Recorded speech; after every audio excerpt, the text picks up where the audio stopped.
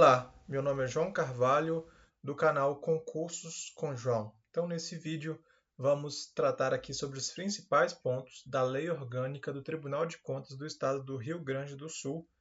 Então, sem mais enrolações, vamos aqui aos principais assuntos, aos principais artigos, para que você tenha em mente para a sua prova. Então, o primeiro deles é o artigo 1º da Lei Orgânica, um artigo introdutório que diz que o Tribunal de Contas do Rio Grande do Sul órgão de controle externo. Então é importante você fazer essa distinção, dos órgãos de controle interno, que são aqueles órgãos que fazem parte do próprio órgão. Né? Se a gente pensa, por exemplo, numa secretaria, dentro da própria secretaria há ali um órgão de controle interno. Agora, quando a gente pensa no Tribunal de Contas do Estado, a gente precisa pensar algo de forma externa, de forma independente do serviço prestado por um determinado órgão. Então, ele tem esse caráter aí de um órgão de controle externo, ele não faz parte de um órgão ali específico.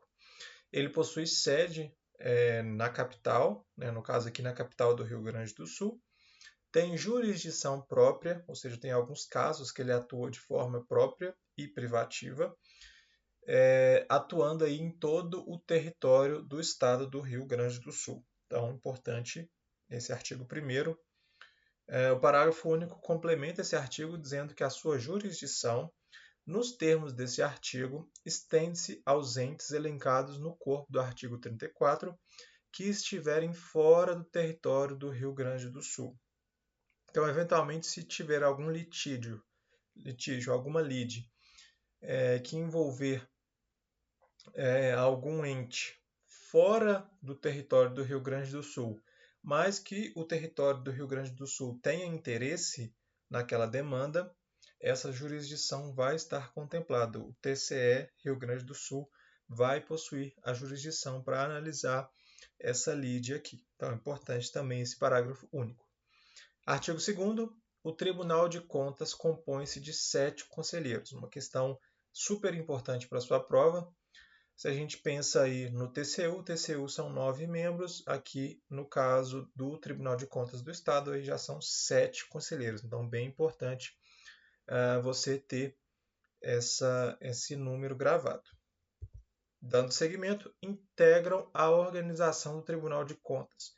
Muito importante aqui para você entender aqui, pelo menos de uma forma geral, esses órgãos aqui. Então, a gente tem o Tribunal Pleno, que basicamente é a totalidade dos conselheiros do Tribunal de Contas, no caso aqui 7 do Rio Grande do Sul. Temos as câmaras, né? A gente tem aí basicamente a divisão, me parece que são 2 câmaras, para facilitar que as demandas que o órgão possui sejam analisadas.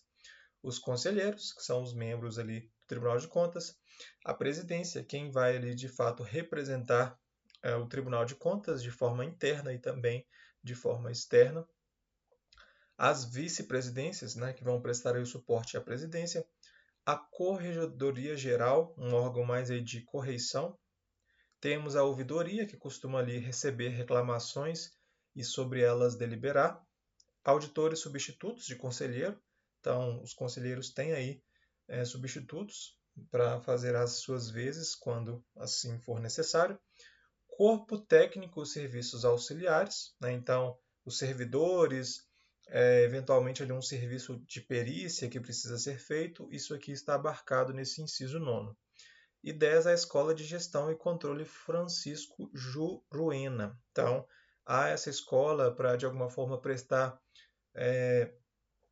serviços, prestar treinamento aos servidores e tratar de demais demandas aí, principalmente administrativas.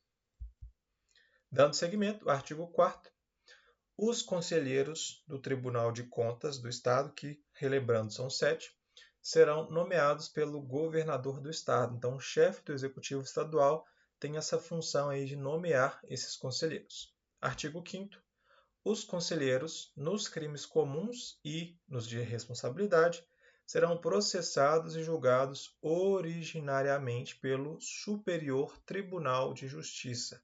Então, muito importante essa questão aqui. Eventualmente, a prova pode colocar que quem vai fazer o julgamento nos crimes comuns de responsabilidade desses conselheiros seria o TJ do Estado, o que estaria correto, o que estaria incorreto, melhor dizendo. Cabe, sim, ao Superior Tribunal de Justiça fazer aí o processamento e julgamento dessas autoridades. Então, bem importante aqui para a sua prova.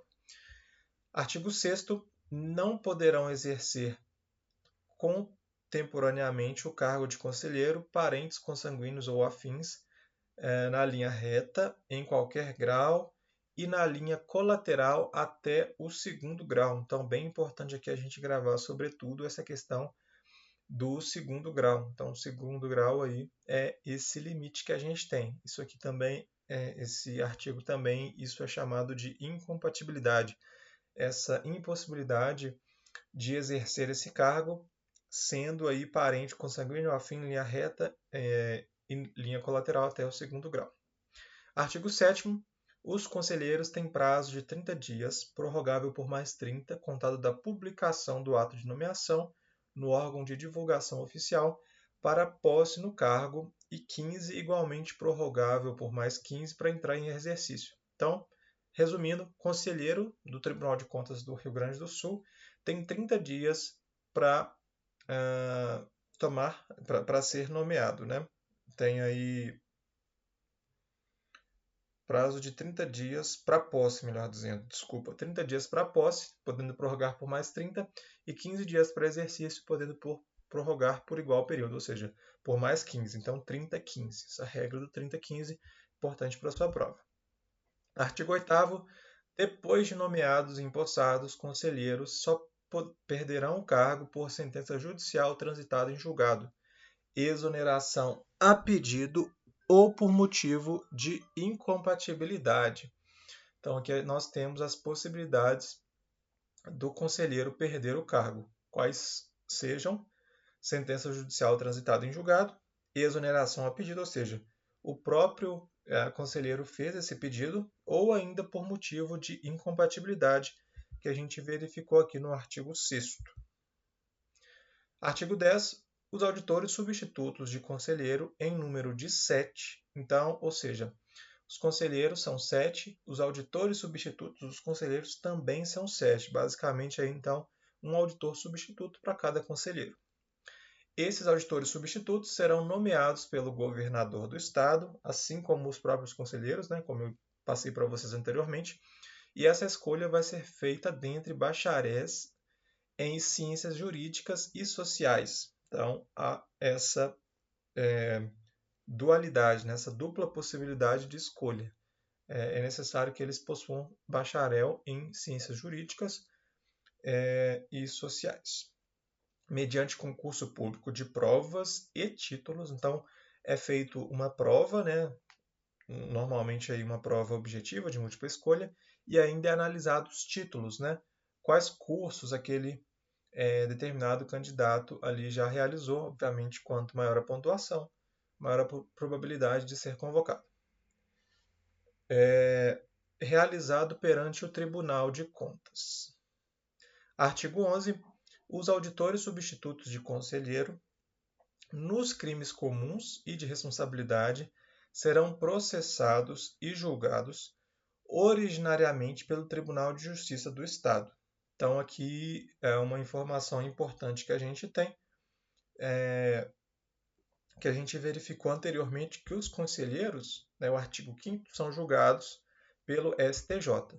Agora, quando a gente pensa nos auditores substitutos, eles serão julgados pelo Tribunal de Justiça do Estado. Então, a prova pode, eventualmente, fazer uma troca, e você precisa estar atento para não fazer confusão em relação aos artigos que eu aqui mencionei. Artigo 16.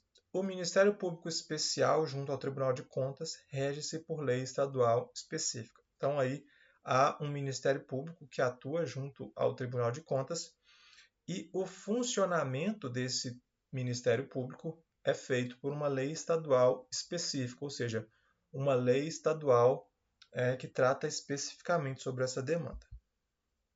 Dando seguimento, os servidores do corpo técnico e os serviços auxiliares do Tribunal de Contas integrarão quadro próprio com estrutura e atribuições que forem fixadas por lei. pelo regimento interno ou cometidas pelo tribunal pleno. Então, a gente tem aqui essa questão do quadro próprio, né? Os servidores técnicos e auxiliares do Tribunal de Contas têm esse quadro próprio, e a estrutura e atribuição que for definida por lei, pelo regimento e ainda pelo Tribunal Pleno. O parágrafo 2º do artigo 17 diz para a gente que os servidores dos quadros de pessoal do Tribunal de Contas serão nomeados pelo presidente, que lhes dará posse. Então, como regra, quem empossa esses servidores é o próprio presidente do Tribunal de Contas. A prova pode eventualmente, por exemplo, colocar que quem nomeia é o chefe imediato. Quando a gente verifica aqui na lei orgânica, na verdade, a gente verifica que é o próprio presidente, pelo menos em regra. E é em regra que a gente precisa levar para a nossa prova. Artigo 19. O Tribunal Pleno é constituído pela totalidade dos conselheiros. Inclusive, já mencionei isso aqui para vocês. É indispensável para o funcionamento do Tribunal Pleno a presença de, no mínimo, 4 conselheiros, além do presidente. Então, pelo menos 5 pessoas precisam estar presentes para, de fato, o Tribunal Pleno estar funcionando e poder deliberar sobre uma determinada demanda. Dando seguimento aqui, artigo 20. Além de outras atribuições previstas nessa lei, no regimento ou em resolução, será da exclusiva competência do Tribunal Pleno. Bem importante aqui, uma questão de competência, no caso aqui uma competência exclusiva do Tribunal Pleno. Trouxe aqui para vocês algumas. A primeira delas, elaborar e alterar o regimento interno, assim como decidir sobre dúvidas suscitadas na sua aplicação. Então, uma questão aqui natural. O próprio Tribunal Pleno elabora e também tem essa competência exclusiva de fazer a sua alteração, se for o caso. 2. Decidir sobre a organização do corpo técnico e serviços auxiliares. 3. Propor à Assembleia a criação e a extinção de cargos e funções e a fixação da respectiva remuneração, bem como a alteração da organização do tribunal. Então, a gente sabe aí que o Tribunal de Contas possui essa independência, né, mas isso precisa passar pelo rito aí da Assembleia Legislativa, aqui no caso do Tribunal de Contas do Rio Grande do Sul. 4. Eleger o presidente, vice, segundo vice-presidente, corregedor-geral, ouvidor e os presidentes das câmaras, bem como dar-lhes posse na forma estabelecida no regimento interno. Então, o Tribunal Pleno tem essa competência de eleger todas essas autoridades aqui listadas, né? Presidente, vice, segundo vice, corregedor, ouvidor e presidente das câmaras. Inciso 7º, dispor sobre a organização e atribuições da Escola de Gestão e Controle Francisco Juruena, mediante regulamento aprovado por resolução. Então, também cabe ao Tribunal Pleno dispor aí sobre essa Escola de Gestão e Controle. Dando seguimento aqui, a gente tem que o artigo 22, o Tribunal poderá dividir-se em câmaras, mediante deliberação da maioria de seus conselheiros efetivos. Então, há a possibilidade aí de dividir em câmara, justamente aí para facilitar a deliberação das matérias. Cada câmara compor-se-á de 3 conselheiros, que a integrarão pelo prazo de 2 anos, permitida a recondução. Então, quando a gente pensa que o TCE é composto por 7 membros e cada câmara possuiria ali 3 conselheiros, falta uma vaga, justamente porque o parágrafo 2º diz para a gente que o presidente do tribunal não participará da composição das câmaras. É importante mencionar também aqui o parágrafo 1º, esse prazo que cada câmara, que cada conselheiro integrará a Câmara. Né? Aqui a gente possui o prazo de 2 anos, permitida a recondução. Parágrafo 3º do artigo 22. É permitida a permuta ou remoção voluntária dos conselheiros de uma para outra Câmara, com a anuência do Tribunal Pleno. Então, é permitida desde que ocorra aí a anuência, a chancela do Tribunal Pleno. Se você gostou desse vídeo, não se esqueça de curtir, se inscrever, compartilhar, deixar seus comentários e me siga também no Instagram, Concursos com João. Posto diariamente, semanalmente, dicas sobre concursos públicos. Muito obrigado e até uma próxima.